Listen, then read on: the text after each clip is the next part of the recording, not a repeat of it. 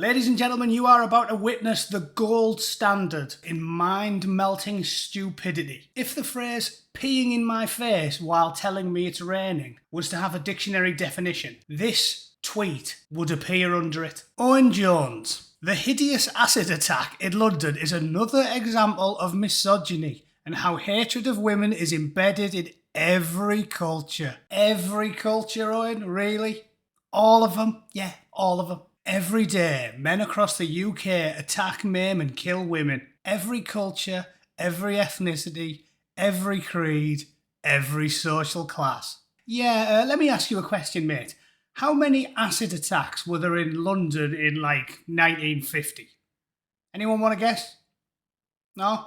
We pride ourselves as a nation with lots of colourful, amusing idioms and phrases like face like a plasterer's radio, or she looks like she's been apple bobbing in a deep fat fryer. Were always used as a comical way of saying somebody was ugly. Only in the 90s, after Tony Blair and then the next 3 consecutive governments adopted his policies, did the phrase become less amusing and more factually accurate, i.e., oh look, she looks like she's been bobbing for apples in a deep fat fryer because a fighting age man from a distant land decided to ditch a pint of battery acid in her face. Yeah, doesn't roll off the tongue quite as easy, does it?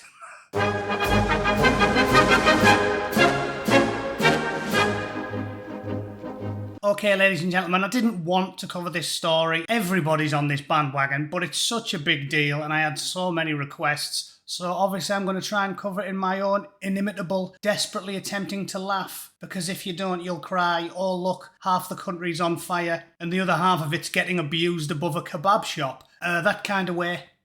Okay, you all know what I'm talking about. The BBC reported the incident as a man from Newcastle. Yeah. Like Jimmy Nail practices FGM and honour killings. Yeah, of course he did. There's loads of famous Geordies. Paul Gascoigne, Raoul Mort. I can think of loads of good ones. None of them have ever threw battery acid in a woman. I mean, okay, Paul Gascoigne, fair enough. Might have give Cheryl a bat every now and then. But I mean, there's degrees of abuse. I'm not excusing that type of behaviour. I'm just saying, if I was a lass, I'd rather get a backhander off Gaza than have my face melted off with a corrosive substance so I look like a particularly ugly leper. The convicted sex offender who used Christianity to remain in the UK.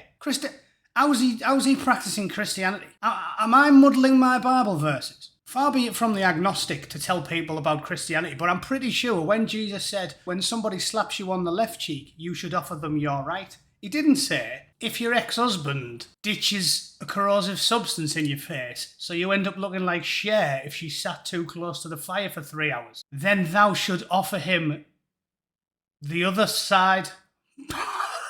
I don't think this fella was practising Christian values as I understand them.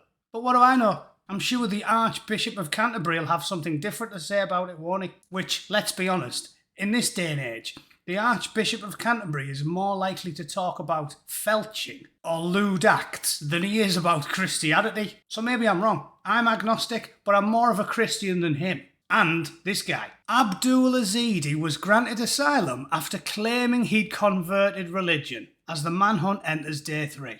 Right, listen to me. I've joked about this many, many times, but it's time for some hard lines in the sand.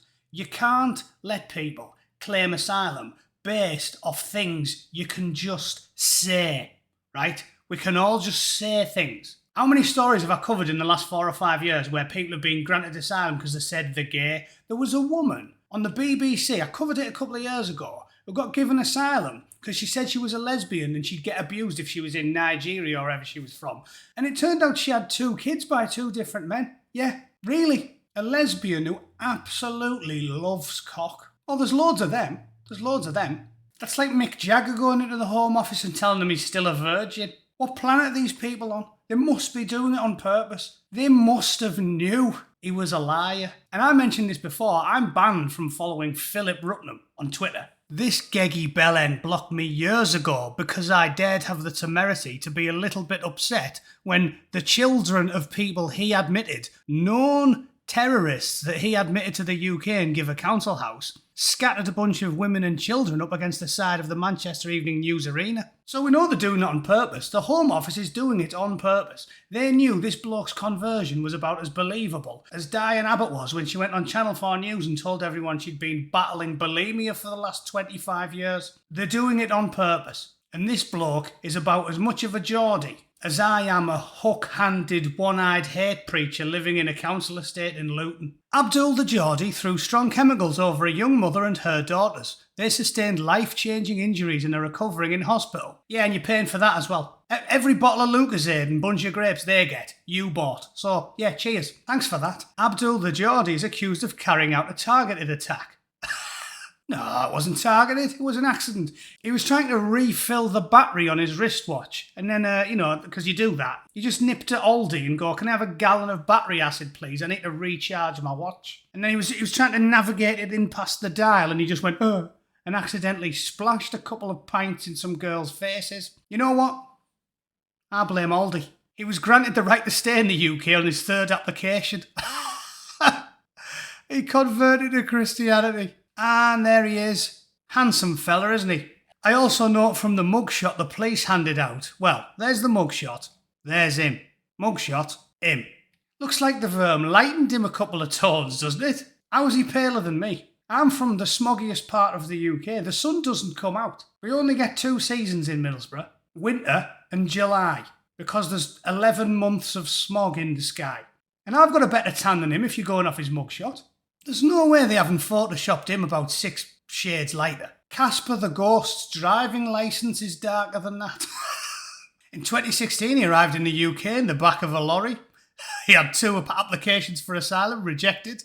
He was convicted of sexual assault in 2018. And then he was finally granted asylum. You have to laugh. You have to laugh. Twice we knocked him back. And then he went and pulled himself off outside a primary school. And we went, I'll tell you what, I've changed my mind. You are a fine, upstanding gentleman. Have a passport. You couldn't make it up. You know, my friend Shane nearly got denied his green card to come out here to the States because he got arrested for a caution when he was 16 for fighting in a pub in Barnsley. Nearly got denied because he told them, I was only 16. I was young and daft. You know what he should have done? He should have went to the local primary school, diddled a few of the nippers, and then lubed himself up and flung himself around the gymnasium for an hour. Passport the next day. Yeah, if they use the same processes and procedures that the British government seem to subscribe to. Amazing. And now all the MPs are blaming, you know they're blaming you. It's your fault. And all over Twitter, it's the same old story. 72% of the prison population of England and Wales are white.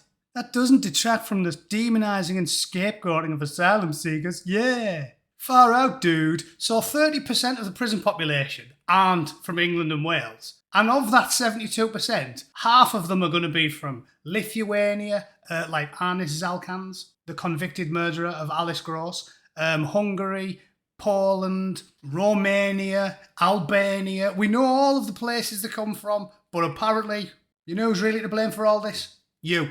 It's your granddad's culture. Because in 1950, FGM and acid attacks were rife.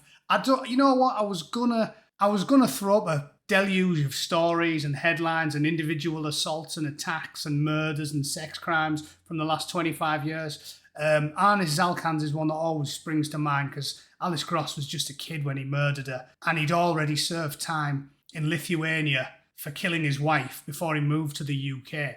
You can Google that if you want to read about that story. But I'm not even going to bother, because at this point, everybody watching this video knows the truth. There's no point in showing you the laundry list of horrific crimes being committed by people who should never have been in the UK in the first place, so I won't bother. All I'll say to you is, Philip Rucknam, most of the civil service and almost all of our politicians are doing it on purpose. Everybody knows a victim at this point, and you should all be as angry as the angry Bootneck. This is by design, it's on purpose, and the people running Europe as a whole do not care about you, your wives, or your children. Alright, I hope that clears it all up, and I hope this video brought at least one chuckle to your otherwise grim day. Because if you don't laugh, you'll cry, or do something a little bit worse, possibly along the lines of Salman Abedi and his friends, and we don't want that, do we? So join me and chuckle, because it's all you can do. The world's gone mad, at least we are here to witness it. Something to tell the grandkids about,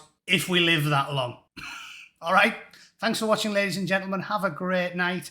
I will see you all for a live stream tomorrow. That's Saturday, the 3rd of February at 7 p.m. UK. All right? Thanks for tuning in. See you then. Take it easy.